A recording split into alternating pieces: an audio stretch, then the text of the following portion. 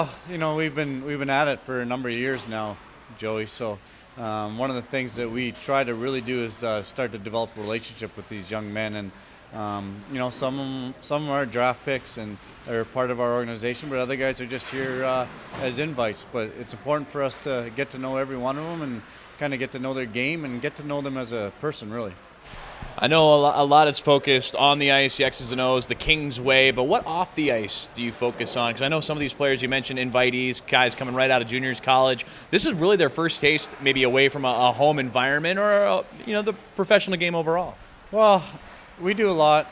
We do a lot of off-ice stuff that actually revolves around the game itself. We're working on fundamentals, and not only do we do it on the ice, we actually take it off ice. And sometimes it's actually a better teacher when we're able to take the player into an area outside and just kind of walk through different things that might occur on the ice. So hockey-wise, we're able to do that. Now, the other part of that is what you're talking about is LA. I mean, this is new for a lot of people. So they're coming into a beautiful facility, and we're close to the beach and things like that. So we kind of want to get to know the player. Where's he from?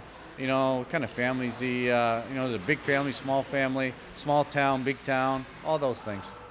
Now, I know you work closely with everyone with the Ontario Reign organization as well. These are relationships that you develop year-round. So what are some of the introductory stages of developing these relationships? Because certainly some of these guys, they come in from a hockey standpoint wanting to impress and wanting to showcase, but at the same time you want them to get settled in. How do you get them to settle in early? Well, we're not sure exactly which players are going to be in Ontario, but we kind of have a little bit of an idea. So, obviously those players, they might be on a little different curriculum than some of the younger boys. So, these are kids that are going to be in Ontario are probably kids that we've already worked with for a year or two, or at least started developing that relationship. So we want to make sure that they continue on an upward path, and we want to make sure our relationship, and they're doing like you mentioned earlier.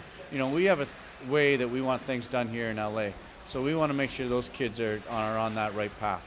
And a lot of them are learning about the LA Kings organization as a whole, the history and the storied past that it has to offer. Is there a lot of classroom work? Is there a lot of on-ice work? Because certainly you want them entrenched in the culture, not just the X's and O's. Well, a little bit of that, but I mean, we also put an obligation on the player too. I mean, that's part of being a professional is getting to know a little bit of the history about not only the organization, but who's in the organization. Like, these kids should know, who Luke Robitaille is and Rob Blake, and who John Stevens is, or as a coach, and that's their job to maybe get on the internet and find out who these people are, leading them.